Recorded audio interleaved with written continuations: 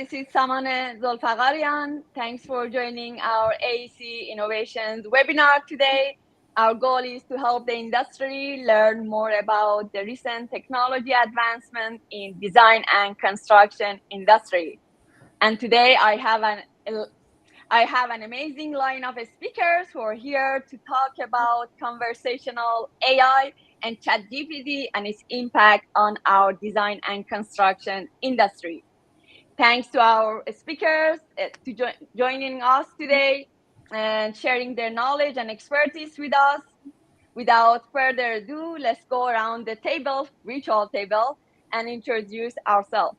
Sarah, would you like to start? Sure. Thank you. Thank you for having me. My name is Sarah Hodges, and I am the Chief Marketing Officer at Procore, and I'm based in Boston, and delighted to be here today. Thanks for being here. Salla? Good morning, everyone. I'm Salla Eckhardt, Senior Vice President at OAC Services, and greeting everyone from Seattle, Washington.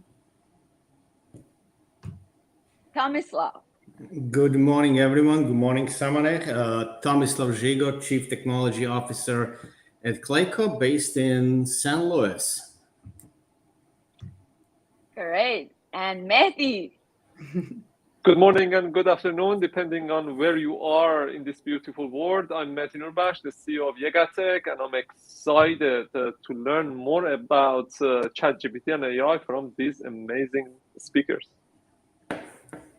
Great. Thanks, everyone, for joining us today. I'm so excited for this session.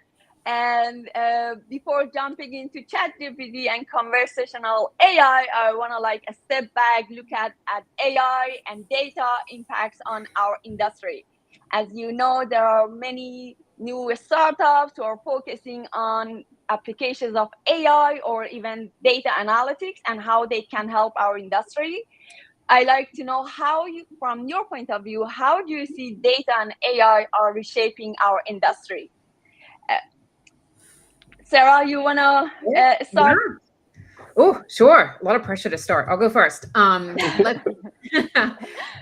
think I see there's many ways, right? And I think we can all agree that AI is right at the top of every news outlet that we're surrounded by today. But when I think about design and construction, three things stand out to me. The first one to me is the labor shortage. So I know that all of you on this panel with me today can relate to this, and many of our audience can as well, which is, the labor shortage in construction is an ongoing challenge. I mean, I think there's a statistic out there that over the next 10 years, about 50% of the construction workforce is heading into sort of retirement age.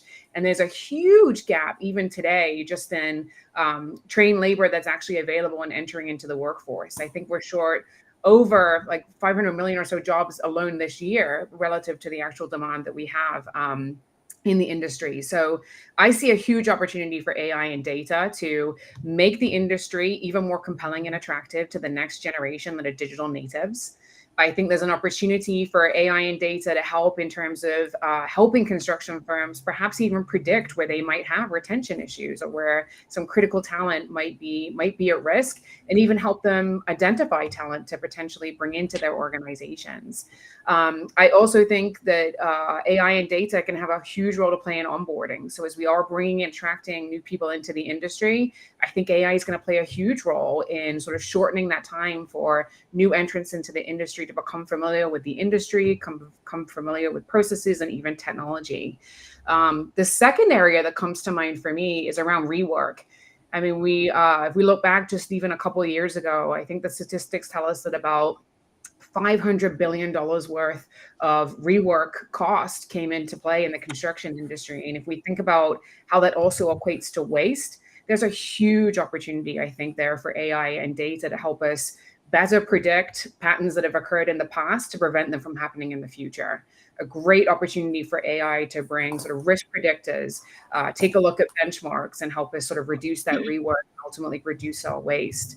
And then the third place is I think AI partnered with the superpowers of the construction professionals is also going to be a game changer. I think for some, it can appear scary to think that AI could do certain tasks that are done by a human today. But I like to think about flipping that on its head and saying it's actually about the combination and the power of two things working together, a superhuman with artificial intelligence, making them even more super in terms of automating certain tasks for them, maybe doing manual calculations and automating that process and allowing the construction professionals to focus on really important, really strategic tasks that take up a great deal of strategic thinking and mind power. So those are three that come to mind for me, but I think the opportunities are endless and exciting.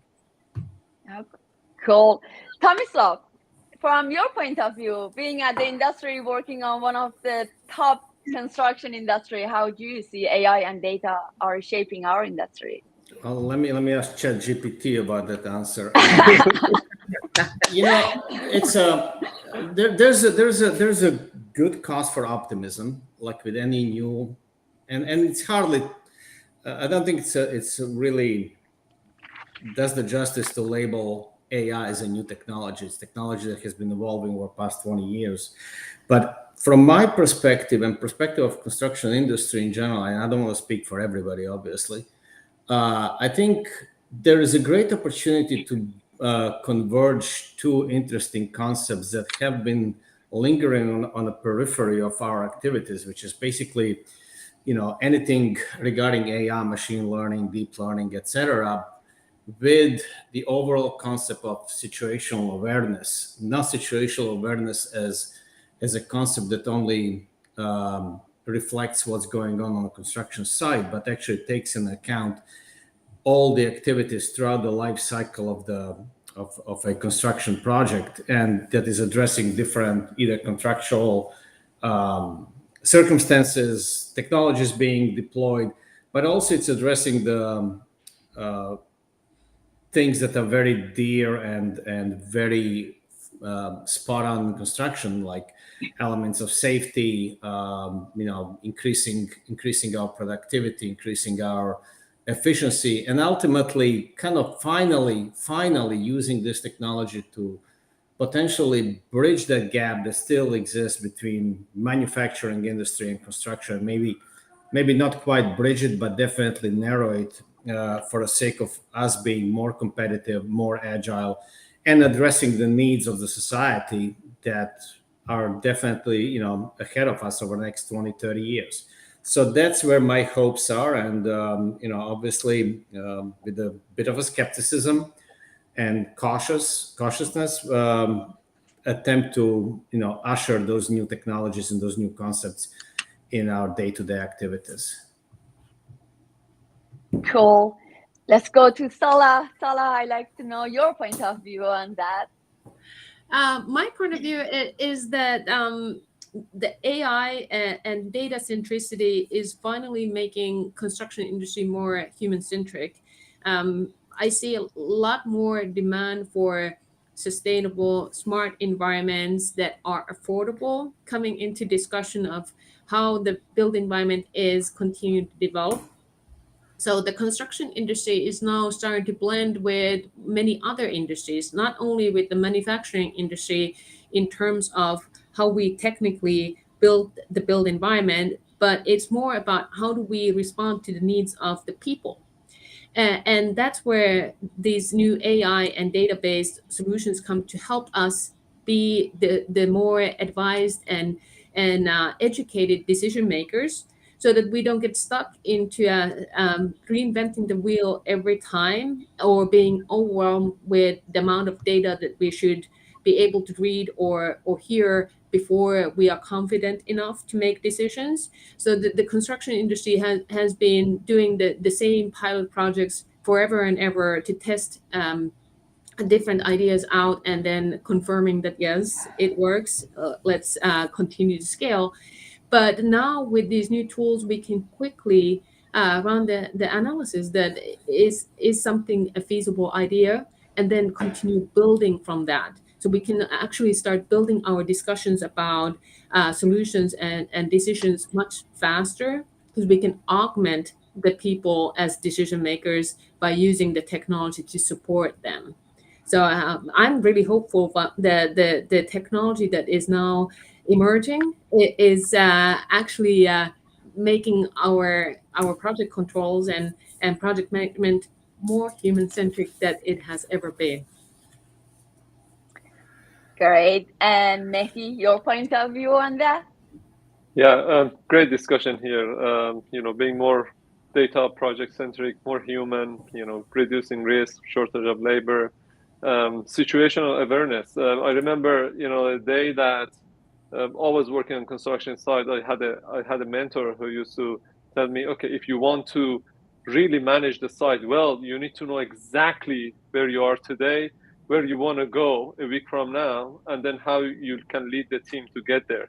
And it's extremely difficult to do that in lots of construction sites today. Where are we today?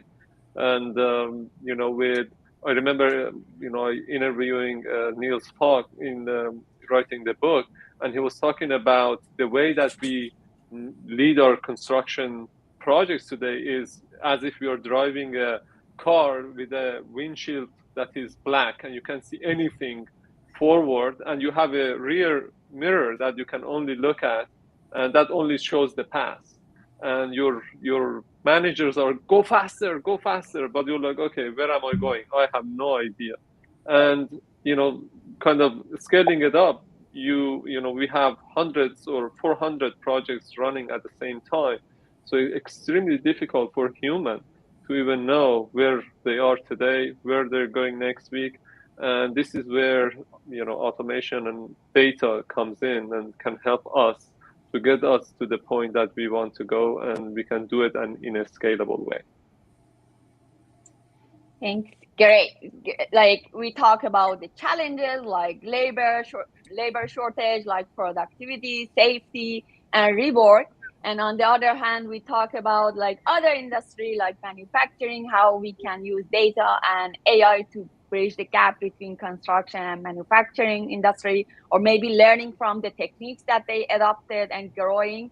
And the other point that we discussed was about like AI is being more human centric. So it's easier for human to make decisions, informed decisions, because we know what's happening there. So now that Salla and Tomislav, you touched briefly on other industry, I like to know like what surprised you? What are the applications of conversational AI like ChatGPT on other industry that surprised you, and maybe you wish we could have it on our industry? Salla, you want to go Salla, go first? ahead. Yeah. Well, I personally haven't tried ChatGPT yet, but how I look at it is that other industries probably have collected more structured data than the construction industry has been over the past years. The industries that continue to manufacture the same product many times over, they already have that consistent data in a structured format that is very well defined and kind of a clean data compared to a lot of the copy paste data that we might be dealing with in the construction industry.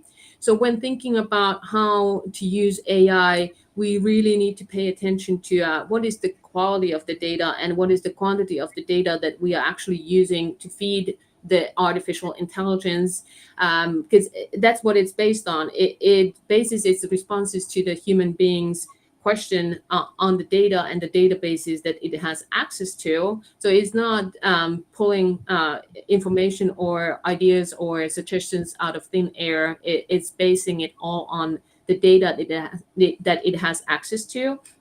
And that's the opportunity for construction industry, that we need to find ways to be more transparent, save data into a cloud rather than our own computers, and be more collaborative as an industry as a whole, and think about how do we build the build environment in a way that we're not building from scratch every time, but we can really productize things. Like Amy Marks has been talking about productization for years now, that how might we actually find ways to modularize and repeat what has already been designed and engineered, and then focus more on the actual human beings discussion of what are we aiming to achieve, what are the outcomes that we want to achieve, rather than focus just merely on the outputs.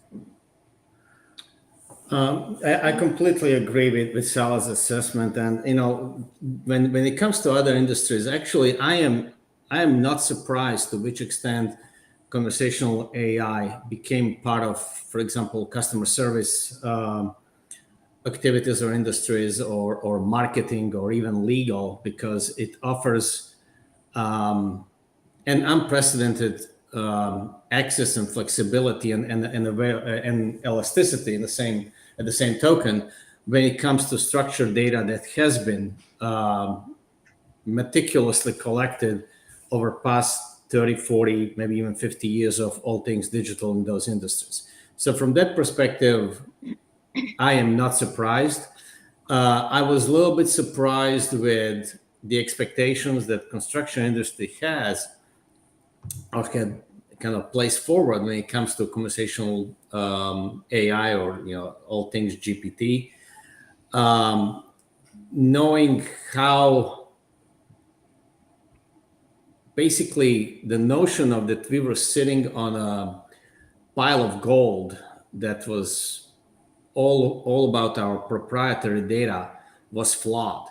And there were several attempts in the past for construction industry to come together and really kind of adhere to one of the principles of digital transformation, which is do not treat competition as your competition. Treat competition as somebody that you can develop and further enhance your process. How adverse construction industry was towards sharing the data, and even in an anonymized form, and really putting this data to good use. Now with the advent of conversational AI and its need to really handle a vast amount of structured data in order to introduce that level of deeper insight, I don't want to call it predictive, it's really putting up a spotlight on our kind of close-minded approach.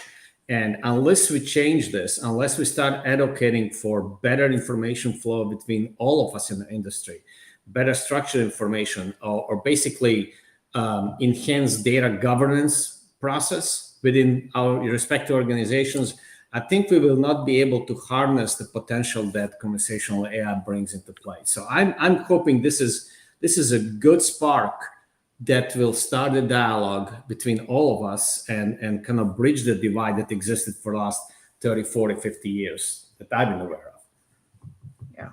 Yeah, exactly. Sarah, you want to say something? Oh, I couldn't agree more with the points that both Salla and Tomislav have made. I mean, I think this is a huge opportunity to bring learnings from other industries together, and some of those industries could be directly adjacent to us, right? When we think about what's going on in design, whether we think about design on the building side, or we think about manufacturing industries for product design, Salla, like you were mentioning. I mean, things like generative design, where what if scenarios have been explored for some time, can be AI driven, and I can't help but think about the connectivity and applicability of some of those methodologies into the building and construction industry as well.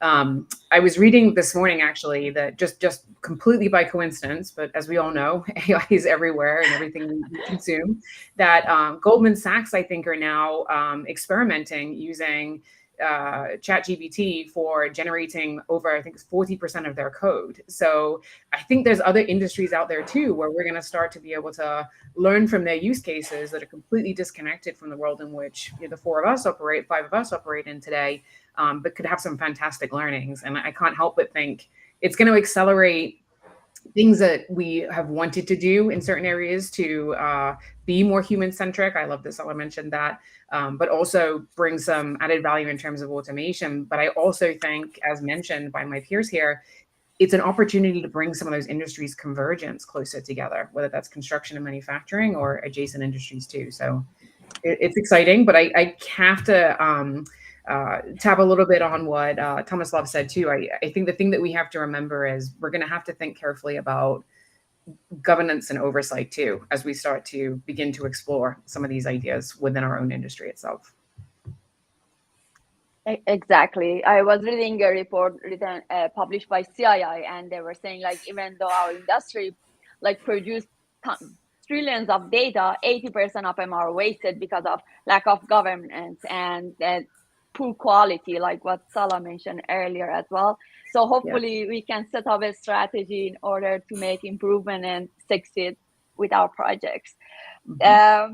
So now let's focus back on our industry. So we talk like the challenges, everyone briefly touched on the challenges that we have in our industry, like poor data quality, as well as like governance and also regulations, and how everything could be more human-centric.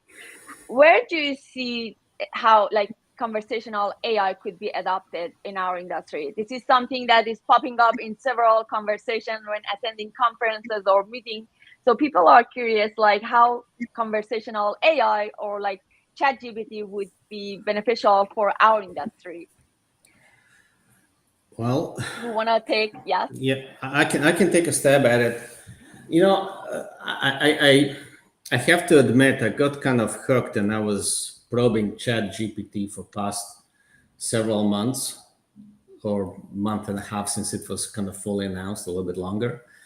And one thing that came to clear focus is that really the way it's been structured, and ChatGPT is actually brutally honest about revealing its data sources. It's being structured and trained, or pre-trained, if you will, that kind of P in a acronym, on data that is available in public domain. It is really important to distinguish capability that ChatGPT brings as is or is available now versus the potential of GPT as a technology when applied over a data that is proprietary and that is certified. Because if you're expecting that ChatGPT will give you an insight based on published scientific work or proprietary industry reports or some other work that required a greater level of engagement than just being publicly available, I think first you can expect the answers that need to be verified to begin with. But second, I think there'll be a little bit of a disappointment in reviewing those answers. So I think what ChatGPT or GPT technology in itself, it's really bringing up front is our need to start kind of be introspective, if you will, start understanding what is our quality data, if we have any quality data, and how we can start doing that pre-training on a quality data that to put it toward, for example, improving our market analysis, improving our marketing material, improving our claims, and understanding how, for example, resources are being distributed between elements of a large organization. All of those things can come into full fruition, again, if we start paying close attention to the way we handle data and start thinking data not just those basic building blocks, but also how this data actually forms information and pushes us toward understanding the concept of wisdom and knowledge. So I'm still a little bit on the fence of how soon can we fully start applying GPT technology until we understand how our data is being curated and managed internally. Black by black. Salla, you want to say something? Yeah, I want to build on what Tomislav was saying and how I've been thinking about the usage of ChatGPT and AI is with the core critical process of delivering any construction process or the digital building lifecycle. If we want to extend it to operations and go for the full digital thread. But overall, if we can leverage the group intelligence that already exists in the industry and can define the core process, then we can automate more of that because there's a lot of data that is already available, and we can start doing the pattern recognition that in which order do decisions need to be made and what data needs to be backing up those decisions.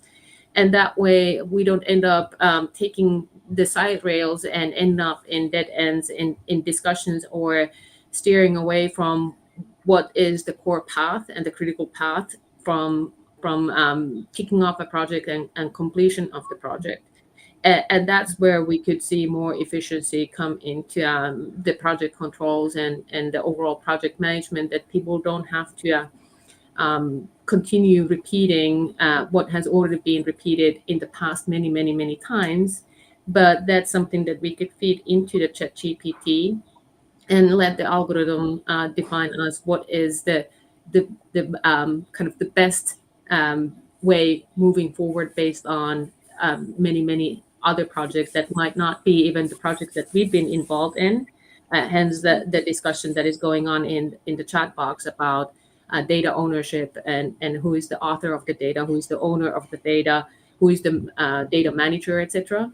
But tying the AI into the critical path and automating that and leveraging what is the group intelligence behind that, then I think we can extend the discussions regarding the feasible and wanted outcomes into something that is transformative and will lead into a higher quality from the human-centric point of view.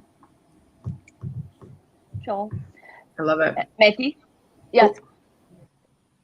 Just curious to know Mehdi's point of view on that. Yeah. I know you published an article in ENR, so.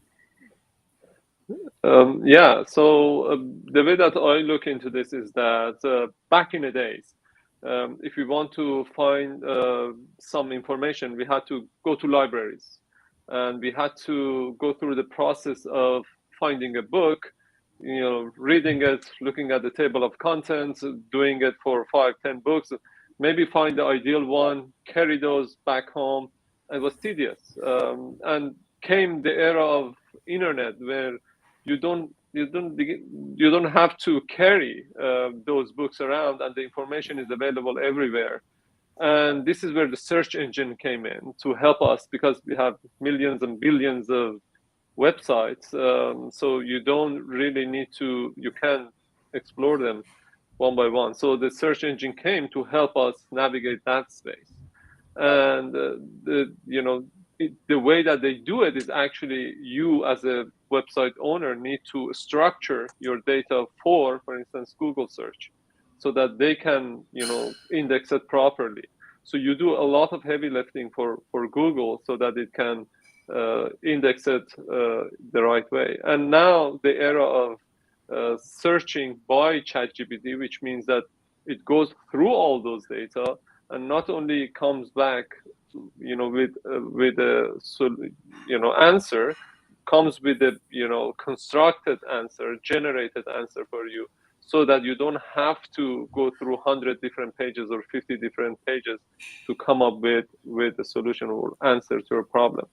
I will argue that, as all of these great thought leaders mentioned, we are in the construction space, we are still in the search mode. We have a lot of data that is not necessarily organized and structured, and we are still, if we want to find something or find an answer, you still need to do search, which is very bad internally. We don't have a Google search for an organization. So we're still in that era in construction. But the opportunity of getting out of that era and start organizing the data will be huge, because now you can, in the future, when the data is organized and structured and hopefully shared among different companies, now you'll be able to answer a lot of difficult questions in a very short period of time. And I will argue that design and construction is a decision-making practice, and you need to make a lot of decisions in a very short period of time. And with such a technology in the future, you'll be able to do that, and we'll be able to make, design, and build better buildings for the betterment of everyone. And Sarah, how do you think you're coming from the technology's point of view as well? What's your thought on that? Yeah, I'm actually, I love the point of views of everybody so far. I'm going to go super tactical here, but I think it's a meaningful application. And I can't help but think about, Mehdi, back in the day when you were on the construction site, and the example you were just giving about sort of search engines coming to the rescue, so to speak, to help surface information for you. I go straight to now here we sit with mobile devices on our hands. I mean, there was a time when we couldn't imagine being on a construction site with a mobile device, and now people are wearing them consistently over their PPE, etc. And I can't help but think about the example of how much communication could potentially be streamlined, thinking about the complexity of a project site, thinking about how much is on the construction team at any given moment to progress the project forward, capture their punch list, make sure they're communicating back with the project team. I can see things like ChatGPT having a huge role to play in serving up the foundation of communications. Even if it's a first draft, it gives an immediate response, a starting point for the team to work from, which could be a huge leap forward in helping to communicate and streamline some of the communications, and in some cases enforce communication in places where it's perhaps been absent, which is also one of the contributors towards the need for rework. And I can also see it playing a huge role in automating punch lists and getting the information out to those that need it in a much more faster and rapid fashion. So yeah, lots of opportunities, but I can't help but think about even some of the foundational efficiencies that could be gained down on the site through the use of things like ChatGPT. Okay. Many good example use cases have been mentioned so far, like punch list, automating punch list, as you mentioned, Sarah. We talk about the search engine. We talk about finding a pattern in what we do and see how we can eliminate rework while we consider human-centric approach, and also for decision making. Some of you briefly touch on some of the concerns you have in terms of data ownership, data quality, and first we need to set up a data strategy before getting into implementation of conversational AI. And that topic might be a little bit aligned with what Mani is asking. Mani is one of the technologies in our industry. For some of you who don't know him, he's also asking about like data ownership, like how we can set that data strategy. So would you mind to share your thoughts on the concerns that you have on applying like AI or conversational AI in our industry, plus how we can tackle those challenges that we're facing when we're going to build that solution? Tomislav, I put you on the spot. Yeah, thank you, Mani, for the question. Well, listen, I mean, challenges with data ownership and legal, absolutely they exist. But that boils down to clear, well-defined, well-established data governance that needs to be part of anyone's data strategy. Because if you're part of the organization that doesn't have data strategy within its own strategic path, I think you're doing something wrong.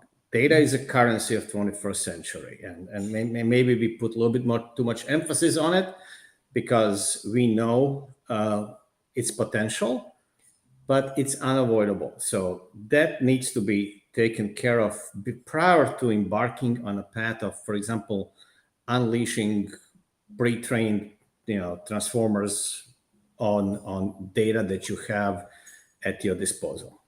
Second, what is really important to mention in that regard is that we need to start thinking more clearly about this kind of not adversarial, but symbiotic relationship between knowledge that is still within the domain of our human resources and how that knowledge can be further accelerated, or delivering that knowledge can be further accelerated based on, again, governance and available data and documentation that is at the disposal of conversational AI.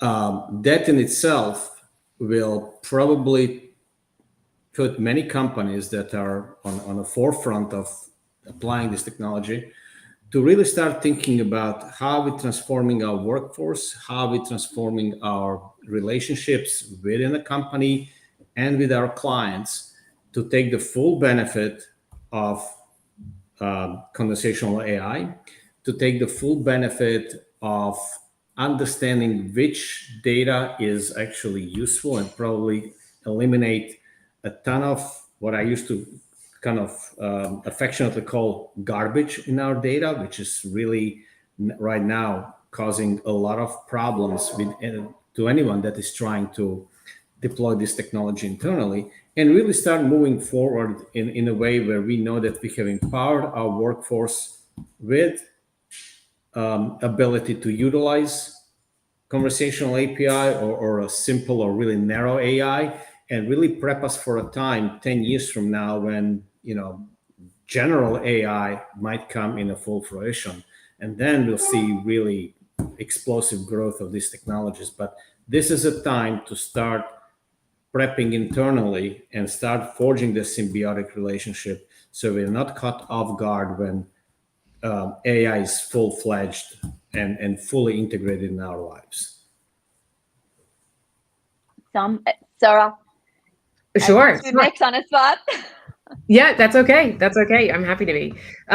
So obviously coming at it from a slightly different angle, representing Procore and thinking about this through a technology lens. I agree with everything that Tomislav said. I mean, I think the industry as a whole, right?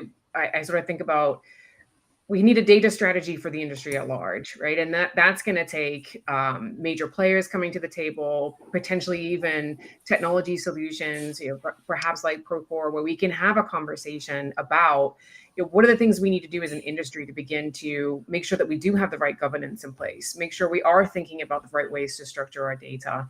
I'd be keenly interested in, you know, sort of understanding, you know, where are the places where we believe there's short-term opportunity to provide return on investments and short-term gains and predictability that perhaps are things that can be automated in a technology platform that can help progress some of the things that we're trying to do from a data strategy perspective for the industry at large. So those are some of the conversations that I look forward to, but just echoing some of the things that Tomislav said too.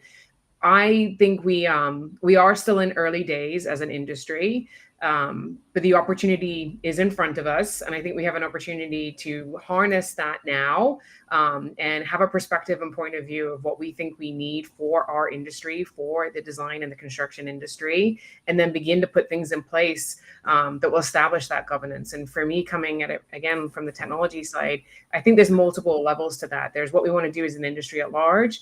There's what individual firms need to do for their individual businesses and for their individual data sets and IP, et cetera. And then there's things that we need to do that are going to unlock efficiencies and increase productivity across the industry, which is where things like technology can also play a role. In my world, I'm fortunate in that we spend a great deal of time with the industry peers, like I'm joined by today, and with other industries, other peers in the industry out there too. And this is always a topic. I was actually at one of our advisory groups just a couple of weeks ago, and data and AI was the center of many of our discussions.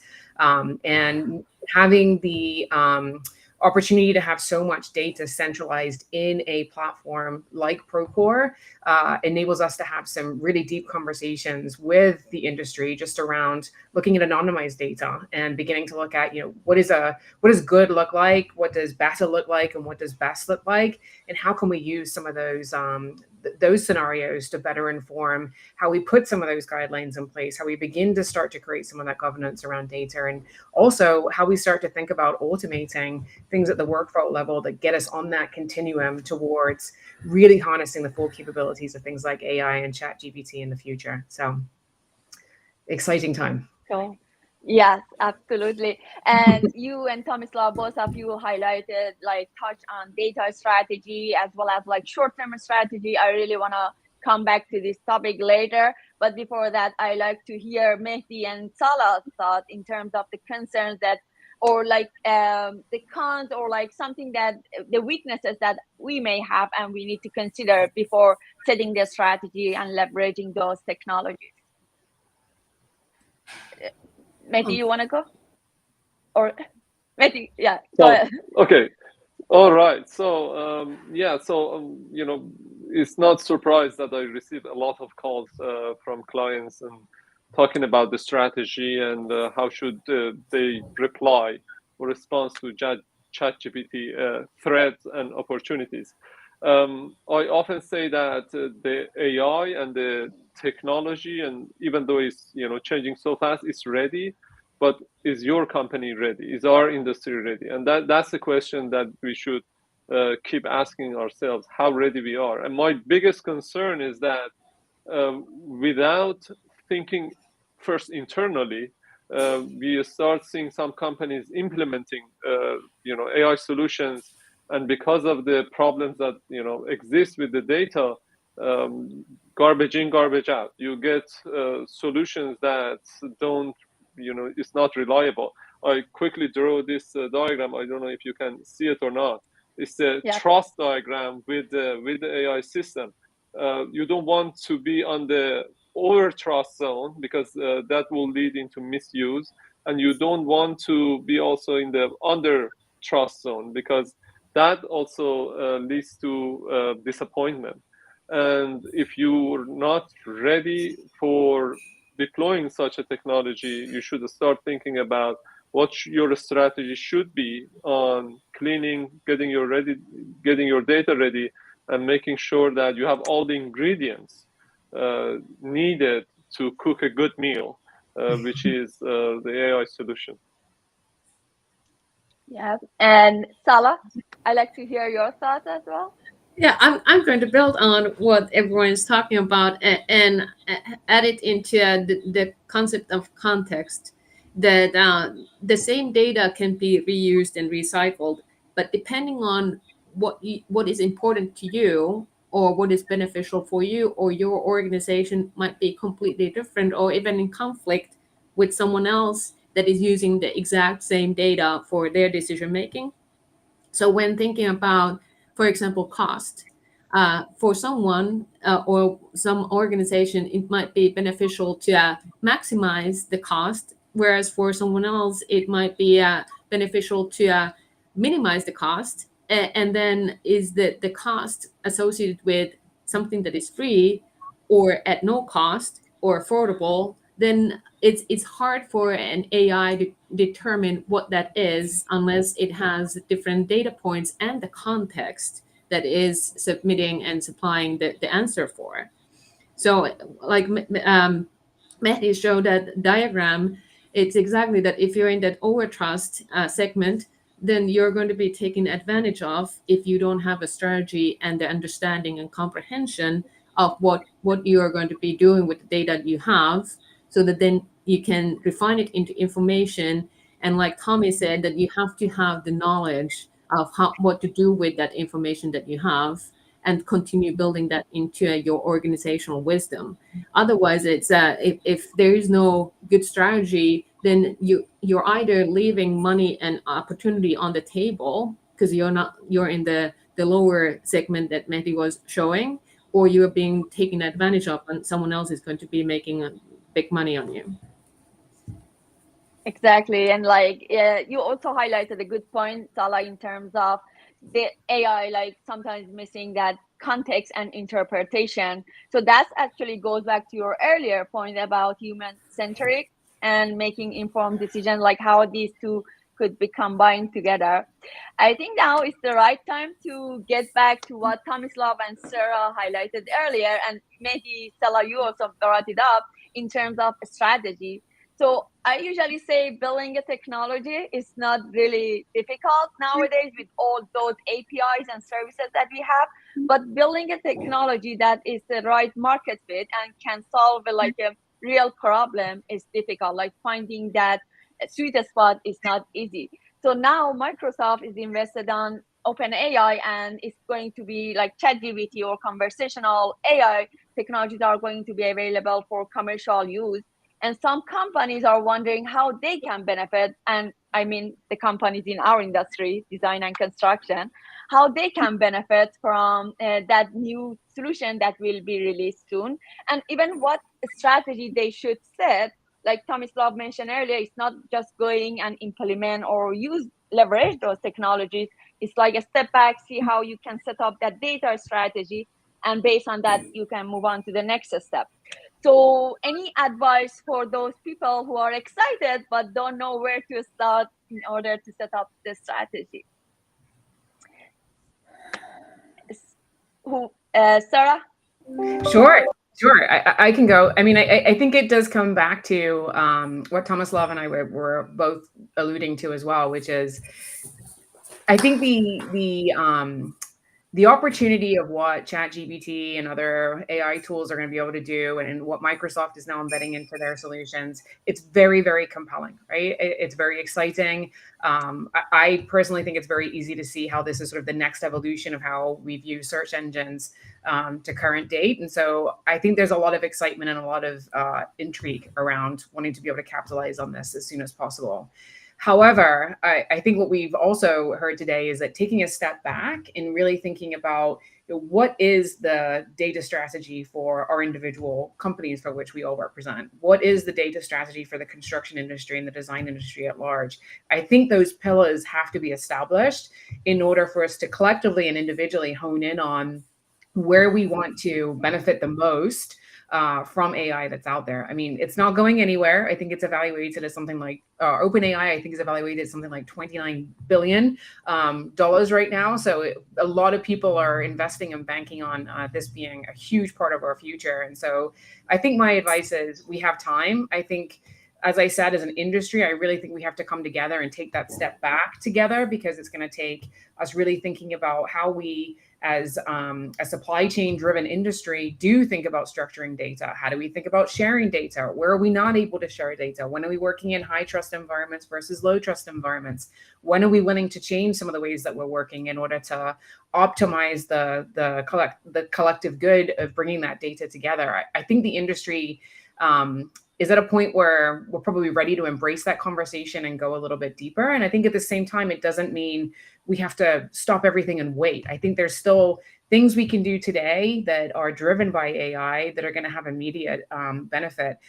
For example, out in the construction field right now, there's ways in which things already are being automated through things like technology. I'm fortunate, as I said, to sit here and represent Procore today. And Procore, we have a number of data scientists already in our team, constantly analyzing and looking at workflows and looking at ways to use AI to benefit the greater good of the industry. And that's manifested itself already in parts of our construction intelligence data that's accessible to our customers, and also in things like automated takeoffs, which are using AI to automate the takeoff process. So I guess all that to say is I think there's things that we can do right now, and there's things that we can also start to, that are going to bring benefit.